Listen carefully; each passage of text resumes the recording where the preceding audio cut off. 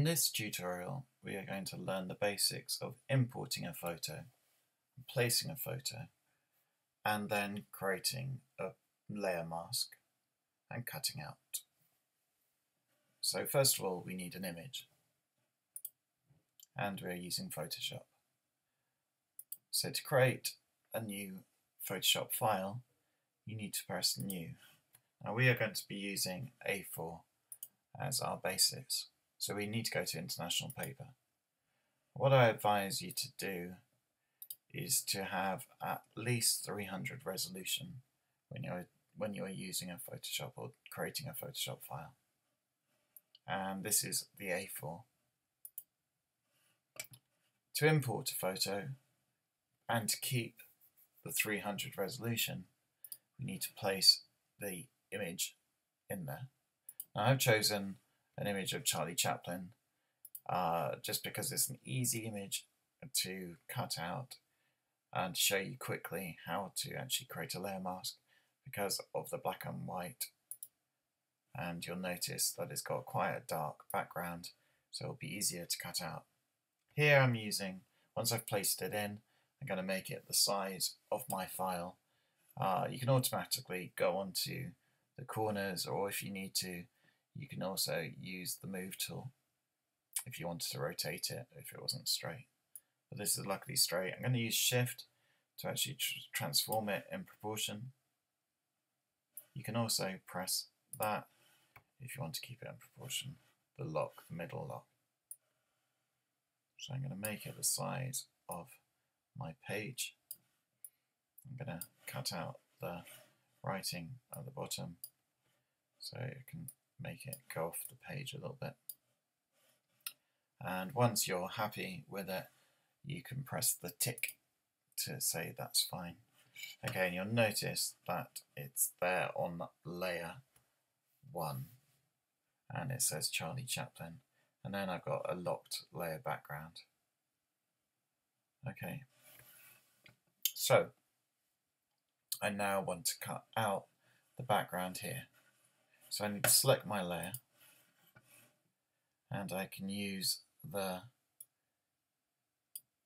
quick selection tool to actually select the area of Charlie Chaplin. All I have to do is drag, making sure I'm on the right layer, and I can drag to my selection. So you can see it's a bit fiddly in places, but I can keep on dragging down. And usually, because of the nature of the image, it's black and white, it usually is quite accurate on my selection. And I keep on dragging until I can see and I'm quite happy with that.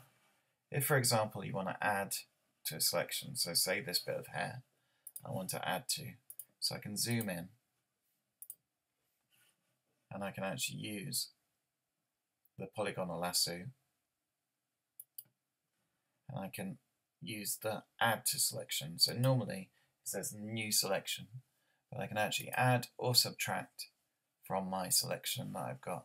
So here you can see that it's going in a bit, and what I want to do is add to that selection. So I go around the object or the parts that I want to add to my selection, and I just join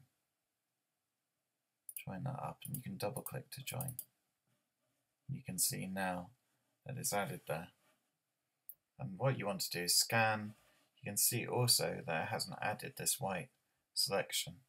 So I want to, again, making sure that I've got to the add, I will add to that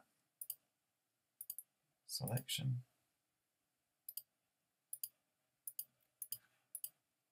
And I join the 2 points up. And you can see that it's now selected. And again, here at the top, I could use the quick selection, or I could just add to that selection. You just need to go around and make sure that everything is selected. There's that part there, so I just need to go to the add selection, making sure that everything is fine, and then I can zoom out. And then what I need to do is, once I go back to my quick select tool, I can refine my edges of my selection. This will mean I can smooth out some of these areas and shift my edges on because I don't want this outline that's going around my figure. So I will go to smooth my edges. You can see it's smoothing a little bit.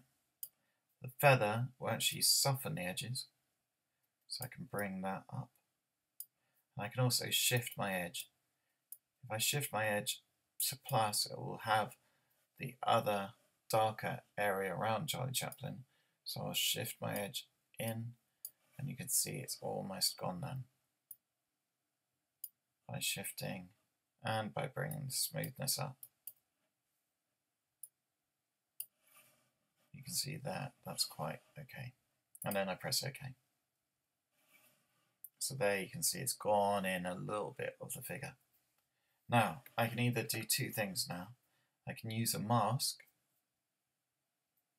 or I can just copy and paste that selection. If I copied and pasted it, what will happen is that the Charlie Chaplin is then cut out, but I will not be able to manipulate that again. So he's cut out, I've removed the background, and that means I will not be able to go back to the background again.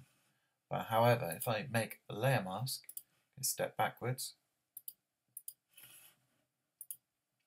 and select the layer again, this will mean that I will always have that information at hand.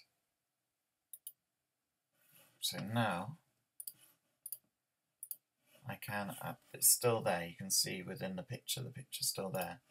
I can add with my layer mask, if I wanted to, I can paint black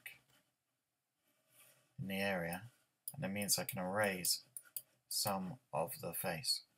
But if I wanted to get that information back, I just reverse it and paint white in my layer mask, and it means I still have that object in still.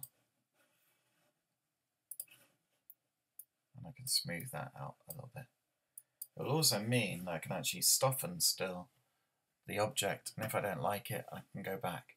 I can do this by painting black, and I can make the opacity of the, which means I can make it slightly transparent, and it means I can still soften this part. It's almost like erasing it. But because I've got a layer mask, that area is still going to be there. And I can soften some of these areas up here.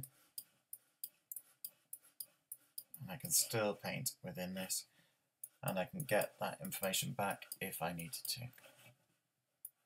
So I can soften these objects.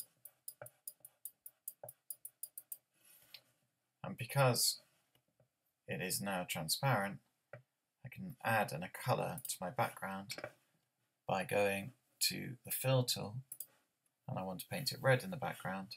I need to make sure I'm on the right layer, and I can fill that, and you can see now if I zoom out that I now have Charlie Chaplin against a red background. You'll notice that this is still not great because I've rubbed it away too much, so I can actually paint white on here and get that information back by bringing the opacity up. And it was always there, which is a great thing about a layer mask. And that's how to cut out an image using a layer mask.